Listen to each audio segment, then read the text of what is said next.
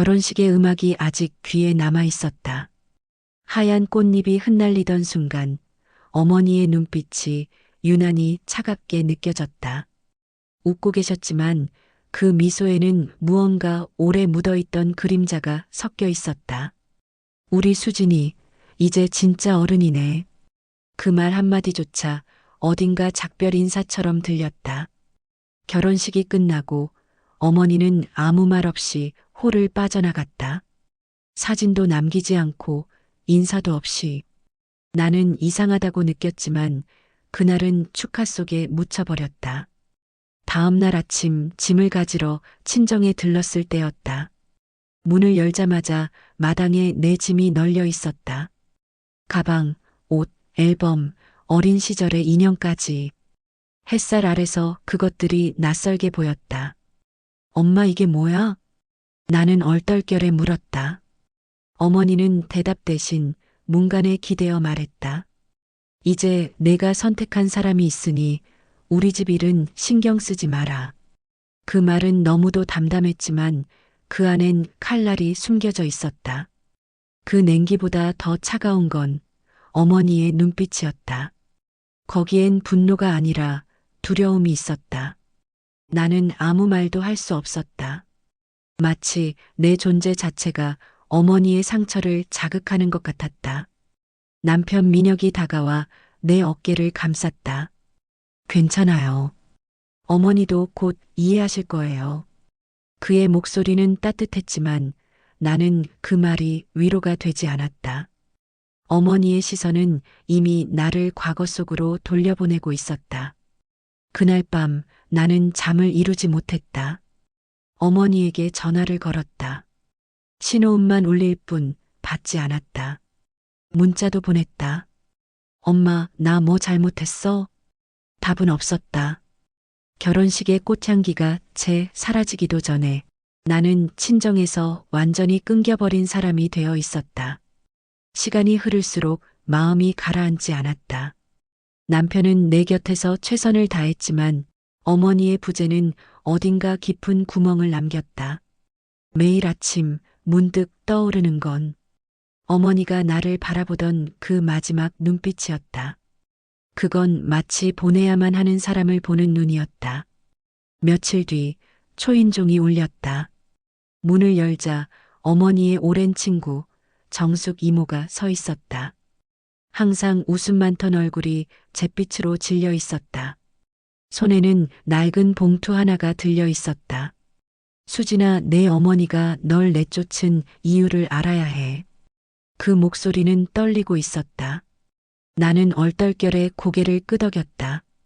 이모는 봉투를 내 손에 쥐어주었다.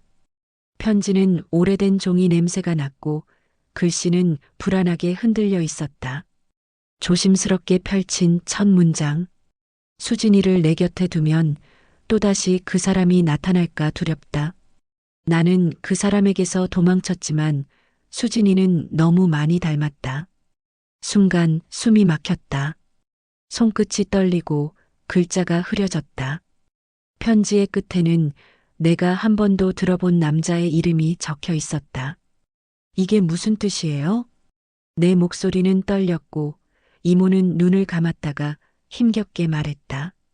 내 아버지라고 알고 있던 분은 내 친아버지가 아니야. 내 어머니를 버리고 다른 여자를 선택했던 사람이 내 친부야. 그리고 그 남자가 내 남편의 아버지야. 그 말이 끝나자 세상이 멈춘 것 같았다. 귀에서 바람이 먹고 가슴이 조여왔다. 이모의 입술이 계속 움직였지만 아무 소리도 들리지 않았다. 나는 그대로 주저앉았다. 어머니가 날 내쫓은 이유가 증오가 아니라 두려움이었다는 걸 그제야 이해했다. 그녀는 나를 미워한 게 아니라 내가 피로 얽힌 그 비극을 다시 되풀이하지 않게 하려 했던 것이다. 그날 이후 나는 편지를 수십 번도 넘게 읽었다. 글자 하나하나를 따라가며 마치 그 안에서 어머니의 목소리를 찾아내려는 사람처럼. 하지만 아무리 읽어도 이해되지 않았다. 왜 그런 진실을 숨겨야 했는지, 왜 지금까지 나를 속여왔는지. 밤마다 머릿속에 같은 장면이 떠올랐다. 결혼식 날 하객석에 앉아있던 민혁의 아버지, 도경. 그의 눈빛 속 어딘가에 어머니의 눈과 닮은 그림자가 있었다. 그제야 퍼즐이 맞춰지기 시작했다. 설마 아니야. 그럴 리가 없어. 하지만 머리보다 마음이 먼저 진실을 알고 있었다. 나는 정숙 이모를 다시 찾아갔다. 작은 찻집 구석, 이모는 이미 나를 기다리고 있었다. 손에는 낡은 앨범 하나가 들려 있었다. 내 어머니가 젊었을 때 찍은 사진이야. 사진 속 어머니는 20살쯤 되어 보였다. 옆에는 한 남자가 있었다. 정장을 입은 그는 낯설었지만 이상하게도 친숙했다. 그 미소, 눈매, 그리고 턱선. 민혁의 아버지와 닮아 있었다. 그 남자가 도경 씨야? 이모는 고개를 끄덕였다. 내 어머니는 그 사람을 정말 많이 사랑했어. 하지만 그 사람은 이미 약혼한 여자가 있었지. 결국 내 어머니는 그 사실을 알고 떠났어. 그때 이미 내가 뱃속에 있었단다. 이모의 목소리는 조용했지만 내 가슴은 요동쳤다. 모든 게 거짓이 되어버린 느낌이었다. 내 이름, 내 가정, 내 결혼. 모든 것이 한 사람의 죄에서 비롯된 듯했다. 그럼 엄마는 왜 아빠라고 부르던 사람과 결혼한 거예요? 그분은 은주를 받아준 사람이야. 수진이 너를 친딸처럼 사랑했지만 진실은 평생 숨기고 살았지. 나는 그 말을 들으며 차마 눈을 들 수 없었다.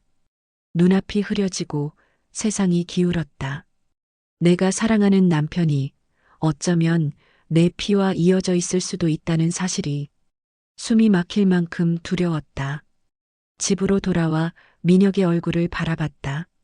그는 여전히 따뜻했고 아무것도 모른 채 내 손을 잡았다. 수진아, 무슨 일 있어요? 나는 대답하지 못했다. 그의 눈을 마주보는 게 죄처럼 느껴졌다. 며칠 후 나는 용기를 내어 시댁을 찾아갔다. 응접실에는 도경이 앉아 있었다. 그의 미소는 완벽했고 성공한 남자의 여유가 배어 있었다. 하지만 그 눈빛 안에서 나는 어머니의 과거를 보았다. 아버님, 혹시 제 어머니 은주 씨 기억하시나요? 그는 순간 표정을 굳혔다. 잔잔했던 커피잔이 살짝 흔들렸다. 그런 이름의 사람은 모르는군. 짧고 단호한 대답이었다. 하지만 나는 그의 손이 떨리고 있는 걸 보았다. 그의 엄지손가락에 있던 반지가 미묘하게 빛났다. 그건 내가 어릴 적 어머니의 서랍 속에서 본 것과 똑같은 디자인이었다. 나는 숨이 막혔다. 거짓말이었다. 그는 알고 있었다. 그리고 지금도 숨기고 있었다. 그날 밤 나는 혼자 차 안에서 울었다. 세상에서 가장 사랑했던 두 사람이 서로에게 상처를 남기고 그 죄의 그림자가 나에게 닿아버린 것이다. 며칠 뒤 어머니의 병원 기록을 찾아보았다. 과거 진료 내역 중 불안장애, 외상 후 스트레스라는 단어가 남아 있었다. 의사의 소견서엔 이렇게 적혀 있었다. 환자는 특정 남성에 대한 강한 회피 반응과 공포를 보임. 그 사람의 이름만 들어도 극도의 불안 반응을 보인다. 나는 손을 떨며 문서를 덮었다. 그 사람 어머니가 평생 도망쳐온 이름. 그 이름이 내가 사랑하는 사람의 아버지였다. 어머니의 선택이 이해되기 시작했다. 그녀는 나를 미워한 게 아니라 내 인생에 같은 상처가 번지는 걸 막으려 했던 것이다. 그날 밤 나는 어머니에게 편지를 썼다. 엄마, 나 이제 조금은 이해할 것 같아. 당신이 왜 그렇게 냉정했는지. 그건 증오가 아니라 사랑이었지. 창밖엔 봄비가 내렸다. 지붕 위로 떨어지는 빗소리가 마치 오래 묵은 비밀을 씻어내리는 듯했다. 며칠 동안 민혁의 얼굴을 똑바로 보지 못했다. 아침마다 그가 내 이름을 부를 때마다 그 목소리 속에서 도경의 그림자를 느꼈다. 그건 내가 사랑했던 남자의 목소리였지만 동시에 피로 얽힌 운명의 메아리이기도 했다. 나는 혼자였고 고요한 집안은 점점 더 낯설어졌다. 결혼식에서 함께 웃던 사진을 볼 때마다 숨이 막혔다. 그 사진 속 웃음은 이제 불가능한 일이 되어버린 듯 했다. 민혁은 내 이상함을 눈치챘다. 수진아, 요즘 나 피하잖아요. 그의 말에 나는 대답하지 못했다. 그의 눈을 보면 그 안에 내가 아니라 두려움이 비쳤다. 결국 나는 무너졌다. 민혁 씨, 우리 잠시 떨어져 지내요. 그는 이해할 수 없다는 듯 나를 바라봤다. 무슨 소리예요? 무슨 일 있는 거죠? 그냥 시간이 필요해요. 혹시 어머니 때문이에요? 그 한마디에 내 입술이 떨렸다. 어머니 때문이기도 하고 나 때문이기도 해요. 민혁은 잠시 침묵하더니 조용히 내 손을 잡았다. 수진아, 어떤 이유든 혼자 아파하지 말아요. 그의 손이 따뜻했지만 그 온기가 더 고통스러웠다. 나는 그 손을 천천히 뿌리쳤다. 미안해요. 그날 밤 나는 친정 근처로 갔다. 불 꺼진 집안에서 어머니의 그림자가 희미하게 보였다. 창문 너머로 어머니는 낡은 사진첩을 꺼내 들고 있었다. 그 안엔 젊은 시절의 도경이 있었다. 웃고 있었다. 어머니는 그 사진을 손끝으로 어루만지더니 이내 가슴께로 끌어안았다. 눈물이 떨어졌다. 나는 문 앞에서 한참을 서 있었다. 들어가고 싶었지만 그럴 수 없었다. 그녀는 여전히 그 시간 속에 갇혀 있었고 나는 그 과거의 그림자를 짊어진 채 살아가야 했다. 며칠 후 전화가 울렸다. 정숙 이모였다. 목소리가 급했다. 수진아, 큰일이야. 내 어머니가 사고를 당하셨어. 병원으로 달려갔다. 응급실 불빛 아래 어머니는 산소 마스크를 쓰고 있었다. 창백한 얼굴, 다친 눈. 손끝은 차가웠다. 의사는 조용히 말했다. 교통사고입니다. 브레이크가 작동하지 않았어요. 그 한마디에 나는 얼어붙었다. 우연이 아닐지도 모른다는 직감이 들었다. 도경의 그림자가 다시 어머니를 향해 다가온 것 같았다. 며칠 뒤 병실에서 깨어난 어머니는 나를 보자마자 눈물을 흘렸다. 미안하다, 수진아, 그 사람을 용서하지 마. 나는 어머니의 손을 잡았다. 그 사람이 누군데요? 도경 아버님이에요? 그녀는 고개를 끄덕였다. 그 사람은 내가 내 곁에 있으면 다시 나타날 거라고 했어. 그 사람은 모든 걸 가져가야만 직성이 풀리는 사람이야. 그때 병실 문이 열렸다. 민혁이 들어왔다. 어머니 괜찮으세요? 어머니는 고개를 돌렸다. 그 눈빛은 복잡했다. 민혁은 어머니의 차가운 시선을 받으며 잠시 말을 잃었다. 그날 이후 집안의 공기는 무겁게 가라앉았다. 민혁은 점점 변해갔다. 당신 뭔가 숨기고 있죠? 그가 내게 다가와 묻는 순간 나는 아무 말도 하지 못했다. 그의 눈빛 속에 의심과 불안이 섞여 있었다. 결국 나는 모든 걸 털어놓았다. 어머니의 편지, 진실, 그리고 도경의 이름. 민혁은 한동안 아무 말도 하지 않았다. 그의 눈이 흔들렸고 입술이 미세하게 떨렸다. 그게 사실이에요? 미안해요. 나도 믿고 싶지 않았어요. 그는 무너졌다. 두 손으로 얼굴을 감쌌다. 그럼 우리는 뭐야? 사랑이 아니라 피로 묶인 죄였던 거야? 나는 울며 고개를 저었다. 그렇지 않아. 사랑이었어. 진심이었어. 진심이면 뭐해? 세상이 우리를 허락하지 않는데. 그의 목소리는 무너졌고 그날 밤 그는 집을 나갔다. 며칠 후 언론에 도경의 이름이 오르기 시작했다. 유력재단 이사장, 불법 비자금 의혹. 그 기사 속에서 나는 또 다른 단서를 발견했다.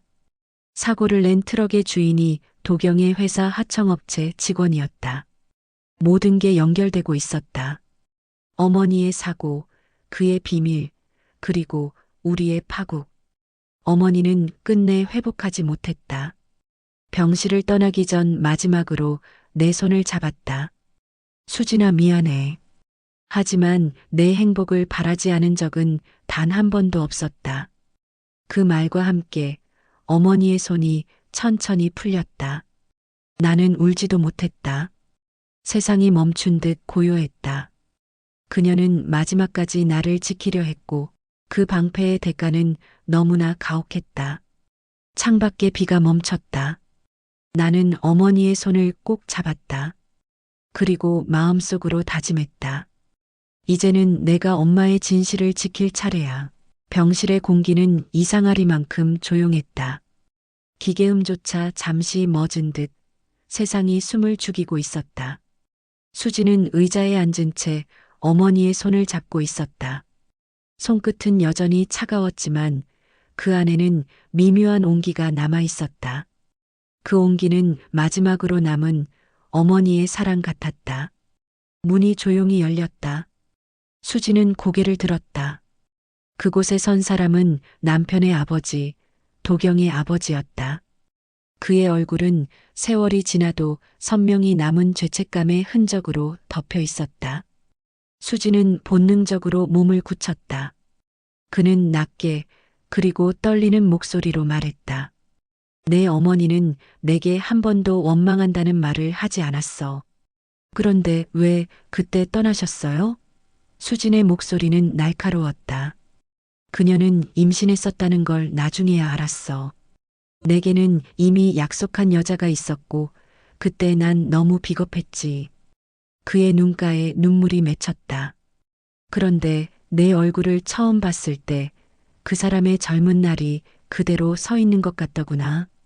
내가 결혼식을 올렸다는 소식을 들었을 때 난 그게 운명의 장난이라고밖에 생각할 수 없었다. 수지는 아무 말도 할 수 없었다. 그는 천천히 병실의 침대 앞으로 다가와 조용히 고개를 숙였다. 미안하다. 그녀에게도 너에게도.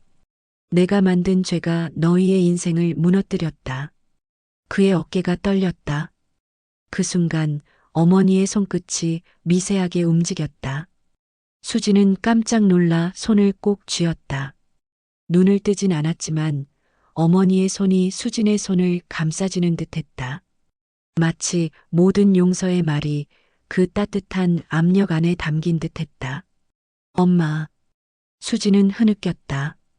이제 알겠어. 엄마가 왜 나를 내쫓았는지. 미워서가 아니라 그때처럼 상처받지 말라고 한 거였지. 창밖에 비가 그치고 있었다.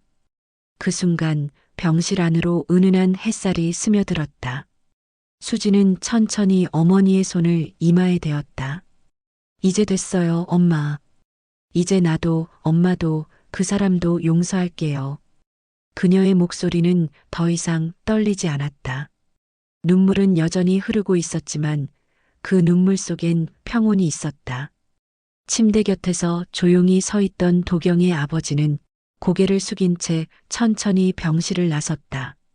문이 닫히는 순간 수지는 처음으로 숨을 크게 들이마셨다.